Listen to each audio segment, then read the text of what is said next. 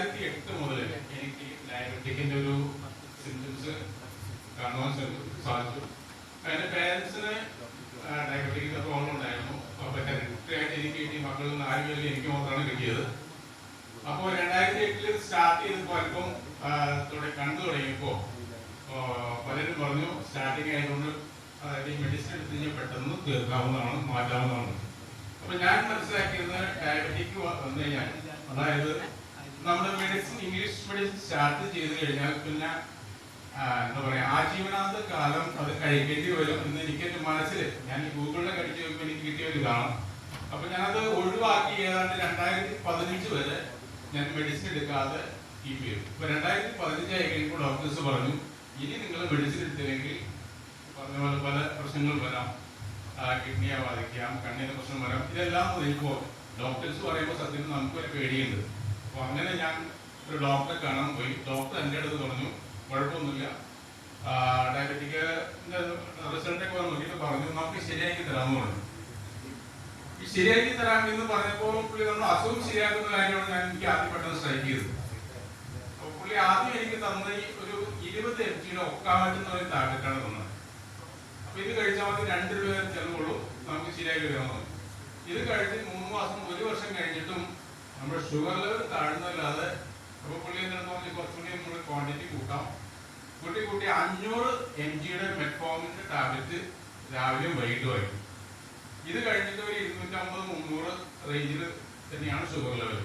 അപ്പോൾ ഡോക്ടർ എൻ്റെ അടുത്ത് പറഞ്ഞു ഒരു പകുതി കൂടി ഉച്ചയ്ക്കും കഴിച്ചു. അതായത് 1250 mg മെറ്റ്ഫോമിൻ കഴിച്ചിട്ടും എൻ്റെ ഷുഗർ ലെവലിൽ യാതൊരു വ്യത്യാസവും, കൂടുന്നല്ലാതെ കുറയുന്നില്ല. പിന്നെ ഞാൻ നോക്കി കഴിയുമ്പോൾ ഇതിൽ നിന്ന് എങ്ങനെയെങ്കിലും ഊരിപ്പോരാന്നുള്ള സിറ്റുവേഷനിലേക്ക് ഞാൻ ആലോചിച്ചു. കാരണം ഇംഗ്ലീഷ് മെഡിസിൻ കഴിച്ചു 2018, 20, 22, 5 വർഷം 7 വർഷം കഴിച്ചിട്ട് ഷുഗർ ലെവൽ കൂടുന്നല്ല താഴ്ന്നില്ല. അവസാനം ഞാൻ ഇതിനെ സുല്ലു പറഞ്ഞു എങ്ങനെയെങ്കിലും ഊരിപ്പോരാന്നുള്ള വിഷയത്തിൽ എനിക്ക് പെട്ടെന്ന് നിർത്താനും പറ്റാത്തൊരു സിറ്റുവേഷൻ ആയിരുന്നു. പല നമ്മുടെ നാച്ചുറലായിട്ട് പലരും നമുക്കിവിടെ പ്രദേശങ്ങൾക്കൊന്നും യാതൊരു പ്രശ്നമില്ല, അത് കഴിച്ചാൽ ശരിയാവും, ഇത് കഴിച്ചാൽ ശരിയാവും, മെഡിസിൻ കഴിക്കണമെന്നൊക്കെ പറഞ്ഞ് പലരും കഴിച്ചെങ്കിലും ഒരു പെർമനന്റ് സൊല്യൂഷൻ കിട്ടിയില്ല. ആ സമയത്താണ് ജിമാഡും മാഡം ഒരു ദിവസം വെയിറ്റ് വരുന്നു. ഈ പറഞ്ഞ് കേട്ടപ്പോൾ ഞാൻ ആലോചിച്ചു ഇപ്പൊ ഏതായാലും പല പരീക്ഷകളും നടത്തുന്നു കൂടുതല്, അതായത് ഇംഗ്ലീഷ് മെഡിസിൻ ഒഴിവാക്കാൻ ഒരു ചാൻസ് നോക്കിയത് എന്നെ സംബന്ധിക്കുന്നത് വളരെ ഒരു നല്ലൊരു സൊല്യൂഷനായിട്ട് എനിക്ക് തോന്നി. ഞാൻ ഡിറ്റോക്സ് കഴിച്ചപ്പോൾ തന്നെ ഒത്തിരി വ്യത്യാസം വന്നു. അതിനുശേഷം പിന്നെ ഒരു കാര്യം കൂടി പറയാം, ഞാൻ ഈ കഴിക്കുന്നതിന്റെ ടെസ്റ്റ് ചെയ്ത് നോക്കി. അതായത് നമുക്കറിയാം ഈ ഷുഗർ ഡയബറ്റിക്കിനെ കുറിച്ച് കൂടുതൽ മനസ്സിലായിരിക്കുന്ന അറിയാം. ശരിക്കും ഡയബറ്റിക് എന്നൊരു അളവ് ഉണ്ടാകുന്നതെന്ന് പറഞ്ഞാൽ നമ്മുടെ 3 മാസം ആവറേജ്, അതായത് HbA1c പറയുന്ന ടെസ്റ്റ് നടത്തി കഴിഞ്ഞാൽ നമുക്ക് അതിന്റെ ആക്ച്വലി 5.7 താഴെയാണെങ്കിൽ ഷുഗർ ഒട്ടും തന്നെയില്ല. 5.8 to 6.4 ആണെങ്കിൽ പ്രീ ഡയബറ്റിക്കും അതുപോലെ 6.5 ഓൺവേർഡ്സ് ഡയബറ്റിക്കും എന്ന് പറയപ്പെടുന്നത്. ഞാൻ എന്റെ HbA1c ടെസ്റ്റ് ചെയ്തപ്പോൾ എന്റെ റിസൾട്ട് 8.8 ആണ്. അപ്പൊ നിങ്ങൾക്ക് മനസ്സിലാവും ഞാൻ ഈ 1250 mg മെറ്റ്ഫോമിൻ കഴിച്ചതിന് ശേഷം 8.8 ആയിരുന്നു എന്റെ ഡയബറ്റിക്. ഈ സമയത്താണ് നമ്മുടെ ഡെറ്റോക്സ് കഴിച്ചു. അതിനുശേഷം ഞാൻ ഈ ഗ്ലൂക്കോസ് സപ്പോർട്ട് രാവിലെയും വൈകിട്ടും കഴിച്ചു. അതുപോലെ തന്നെ നമ്മുടെ മൾട്ടിഗ്രെയിൻ മിക്സ്, ഇത് 3 ഞാൻ മെയിനായിട്ട് കുക്കുമീനൊക്കെ കഴിച്ചു, കോമ്പിനേഷനുകൾ കഴിച്ചു. ശരിക്കും പറഞ്ഞാൽ വളരെ ഒരു അത്ഭുതം എന്ന് പറയാം, ഇത് കുറഞ്ഞ് ഇപ്പോ എന്റെ H1A1C എന്ന് പറഞ്ഞാൽ 6.3 ആണ്. അതായത് 8.8 പ്രീ ഡയബറ്റിക് സ്റ്റേജിലാണ് നിൽക്കുന്നത്. ഇതാണ് എനിക്ക് ഡയബറ്റിക്. ഇത് കഴിഞ്ഞപ്പോഴാണ് എനിക്ക് തോന്നിയത് ഇത് കൊള്ളാൻ നല്ല സംഭവമാണ്.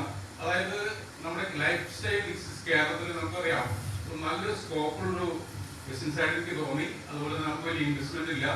അങ്ങനെ ഞാൻ പ്രൊഫഷണലായിട്ട് എടുക്കാൻ തീരുമാനിച്ചു. ഇപ്പോൾ ബിസിനസ് തുടങ്ങും. ഒരു കാര്യം എനിക്ക് പറയാനുള്ളത്, ഈ നമുക്കറിയാം ഈ ഷുഗർ അന്ന് ഡോക്ടർ പറഞ്ഞതിന്റെ അർത്ഥം ശരിയാക്കി തരാമെന്ന് പറഞ്ഞതിന്റെ അർത്ഥം പിന്നീടാണ് എനിക്ക് മനസ്സിലായത്. ചിലത് അതായത് ഡോക്ടറെ സംബന്ധിച്ച് കസ്റ്റമർ സ്ഥിരമായിട്ട് കിട്ടി, അതായത് നമ്മളെ ശരിയാക്കി തരാന്ന് പറഞ്ഞാൽ ഇതിന്റെ കാര്യം നമുക്ക് 2 തരം മീനിങ് ഉണ്ട്. ശരിയാക്കുക എന്ന് പറഞ്ഞാൽ 2 രീതിയിൽ ശരിയാക്കാന്നുള്ള മീനിങ് ഉണ്ട്. അപ്പോ ഡോക്ടറെ സംബന്ധിച്ച് ഈ പറഞ്ഞ ഡോക്ടർ ഒരു കാര്യം ഞാൻ പറയാണ്, ഈ ഡോക്ടറെ കണ്ടപ്പോ ഡോക്ടർ സ്ഥിരമായിട്ട് പുള്ളി തന്നെയാണ് മെഡിസിൻ തരുന്നത്. അതായത് പുള്ളി ചെല്ലുമ്പോൾ തന്നെ പുള്ളിയുടെ ഒരു ഇടയ്ക്ക് മുഖം നോക്കിയിട്ട് ഒരു ചെറിയ കോഡിൽ പോലെ ഒന്നുണ്ടല്ലോ, നമുക്ക് ഈസി നോക്കിയേക്കാം. അപ്പൊ ഒരു 2-3 മാസം കഴിയുമ്പോൾ ഇങ്ങനെ ഓൾട്ടർനേറ്റീവ്